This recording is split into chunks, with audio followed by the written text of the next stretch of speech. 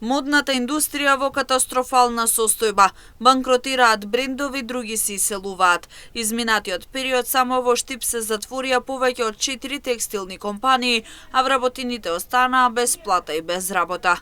Одгласен текстилец вела дека ситуацијата е алармантна, бидејќи на дел од работниците не може да им се помогне. Не се зачленети во синдикати, а дел од фирмите се со странски управители, изнаемени простории за работа и машини под кирија.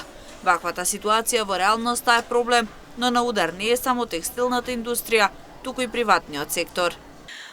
Има потешкоти целата модна индустрија, да речеме. Имаме банкротирање на брендови, имаме иселување на брендови, одат во Египет, одат Бангладеш, што го знаеме. Меѓутоа, еве и текстилијадата се случи, постојано имаме некакви избори, се надевам дека откако ќе поминат изборите, некој сериозно ќе се зафати за оваа тема, бидејќи нема да биде само текстилната индустрија, не е под удар само текстилната индустрија, под удар е приватниот сектор. Треба да се донесат мерки кои што ќе бидат и во корист на работниците и во корист на компаниите. Меѓутоа, тоа до сега не го гледам некако од централната влада дека има нешто конкретно, некоја стратегија, нешто.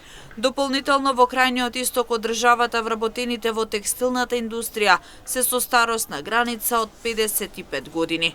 Ако се затворат конфекциите, остануваат без работа и многу потешко може да се вработат на години пред пензија. Генерално, старосната граница на работничките кои што работат, работничките кои што работат во овој сектор е некако возрастната граница е повозрастни се, морам да кажам. Меѓутоа во Штип не е таква состојба, имаме и млади жени, вклучително јас сум била некоја која што работи во текстилна индустрија, додека во крајниот исток, тако е тука 45 години отприлика некој просек на старосна граница, натаму е 55, така да тоа го зборам постојано, тие жени ќе останат без уште неколку години има до старосна пензија и во меѓувреме остануваат под агенцијата за вработување и го земаат тој надоместок во случај на привремена невработеност, тие кои што ги следува, кои што останале без работа, меѓутоа што попосле.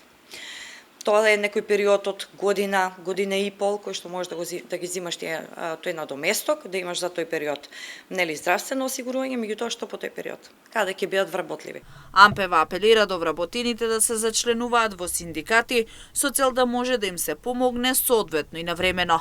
Во спротивно, тие процеси одат многу потешко, фирмите се затвораат, работниците остануваат и без работа и без плата.